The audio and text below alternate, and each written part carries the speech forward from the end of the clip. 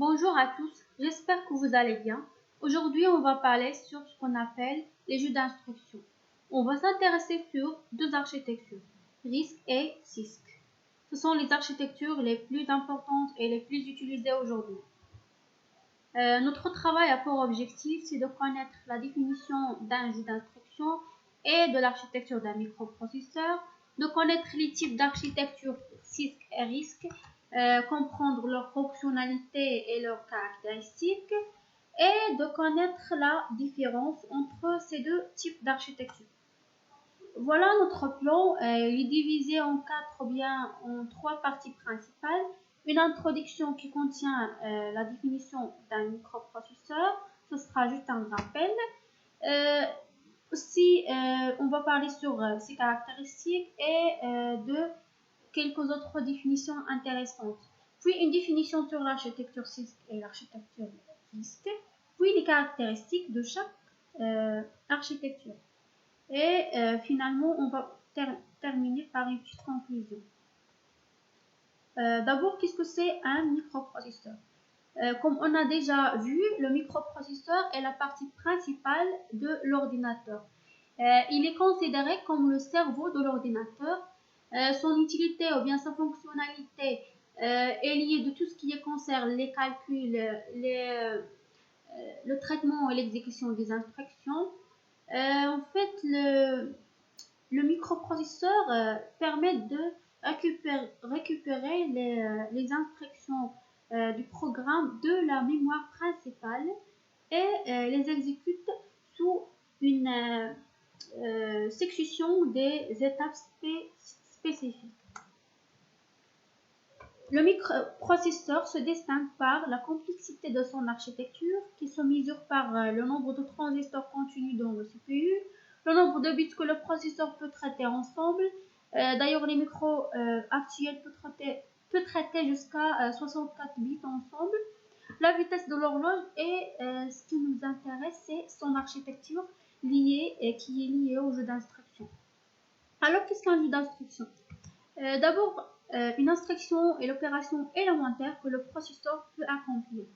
Il est constitué de deux champs. Le code d'opération qui représente l'action que le processeur doit accomplir et le code opérande qui est composé de deux opérandes, l'opérande destinataire et l'opérande source.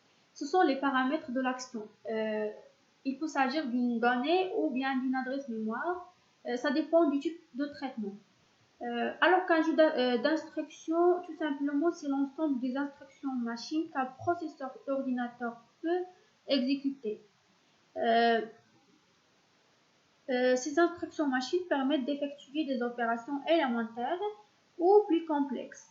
Il va donc en partie déterminer l'architecture du microprocesseur à réaliser et notamment celle du séquenceur. Maintenant, qu'est-ce que c'est une architecture d'un microprocesseur? Une architecture du microprocesseur, ou bien on dit aussi l'architecture du jeu d'instruction, parce qu'il est lié au jeu d'instruction qu'on note par ISA, est la partie du processeur visible par le programmeur ou bien le compilateur. Elle sert de frontière entre le logiciel et le matériel. L'ASA d'un processeur peut être décrit en utilisant 5 catégories. Stockage d'opérandes dans le CPU, nombre d'opérandes non explicites, l'emplacement d'opérandes, les opérations et finalement le type et la taille des opérandes. Je m'explique. L'architecture d'un microprocesseur se mesure par ces 5 facteurs-là. Alors qu'on puissera à distinguer de quelle architecture un microprocesseur donné à partir de tout ce qui concerne le stockage ou bien l'emplacement de stockage des opérandes, l'emplacement d'exécution des instructions, le nombre des opérandes, le nombre des opérations contenues dans chaque instruction, la complexité des instructions et le type et la taille des opérandes et ça influence sur le temps d'exécution et le cycle d'horloge. De tout ce qui précède, le facteur le plus distinctif est le premier ou bien le stockage d'opérants dans le CPU. Vous aurez plus de détails sur ça tout à l'heure. Dans cette partie du cours, nous allons voir tout d'abord la définition d'une architecture CISC, puis la définition d'une architecture RISC. Définition de l'architecture CISC. CISC signifie Complex Instruction Set Computer. Son jeu d'instruction est aussi proche que possible d'un langage de haut niveau. Il est plus complexe. Chacune de ces instructions peut effectuer plusieurs opérations élémentaires comme charger une valeur en mémoire, faire une opération arithmétique et ranger le résultat en mémoire. Cette catégorie comprend les microprocesseurs suivants: S/360 IBM, VAX, 68XX, 680X0, X86 Pentium. Pourquoi l'architecture CISC? En effet, vu que la mémoire travaillait très lentement par rapport au processeur, on pensait qu'il était plus intéressant de soumettre au microprocesseur des instructions complexes. Ainsi, plutôt que de coder une opération complexe par plusieurs instructions plus petites qui demanderaient autant d'accès mémoire très lent, il semblait préférable d'ajouter au jeu d'instructions du microprocesseur une instruction complexe qui se chargerait de réaliser cette opération. De plus, le développement des langages de haut niveau posait de nombreux problèmes quant à la conception de compilateurs. Définition de l'architecture RISC. RISC signifie Reduced Instruction Set Computer. Les processeurs RISC possèdent un jeu d'instructions plus simple, réduit où chaque instruction effectue une seule opération élémentaire. Le jeu d'instructions d'un processeur RISC est plus uniforme. Toutes les instructions sont codées sur la même taille et toutes s'exécutent dans le même temps, donc plus rapidement. On les trouve dans cette catégorie de microprocesseurs: Alpha, PowerPC, MIPS, PowerRISC, Spark. Pourquoi l'architecture RISC? Des études statistiques menées au cours des années 70 ont clairement montré que les programmes générés par les compilateurs se contentaient le plus souvent d'affectation, d'addition et de multiplication par des constantes. Ainsi, 80% des traitements des langages de haut niveau faisaient appel à seulement 20% des instructions du microprocesseur, d'où l'idée de réduire le jeu d'instructions à celle le plus couramment utilisé et d'en améliorer la vitesse du traitement. Voilà, maintenant on va voir la différence entre ces deux architectures, et pour faire, on va citer les caractéristiques de chacune d'eux. Donc commençons par l'architecture CISC. Cette architecture met l'accent sur le matériel plutôt que sur le logiciel, car son jeu d'instructions utilise plus de transistors pour implémenter plus d'instructions qui sont très complexes. À l'autre côté, on trouve RISC qui met l'accent sur le logiciel plutôt que sur le matériel, car généralement on nécessite pour écrire des logiciels plus efficaces avec moins d'instructions des compilateurs. À titre d'exemple, aussi le jeu d'instructions dans CISC est diversifié car il comprend jusqu'à 350 instructions qui peuvent être complexes, contrairement à RISC qui est un jeu d'instructions réduit qui ne comprend que jusqu'à 100 instructions et la plupart d'entre eux sont très primitives. Encore, on trouve un seul registre dans CISC alors que plusieurs registres dans RISC.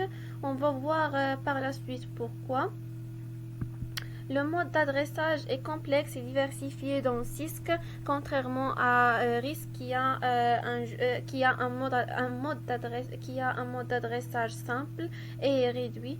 Aussi, le format des instructions est variable dans CISC mais fixe dans RISC, et cela vient du fait que la durée d'une seule instruction dans CISC peut prendre plusieurs cycles d'horloge, mais un seul cycle dans RISC, et aussi du fait que le mode d'adressage est diversifié dans CISC comme on a déjà dit.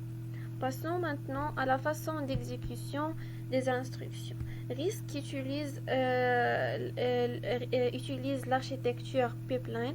C'est une architecture qui consiste à optimiser les temps d'attente de chaque étage en commençant le traitement de l'instruction suivante dès que le bloc de lecture est libéré, ce qui accélère le traitement des instructions puisqu'à la fin de chaque phase, une instruction est traitée entièrement, ce qui rend le temps d'exécution d'un risque très bas, à l'inverse de SISC qui a un temps d'exécution très élevé.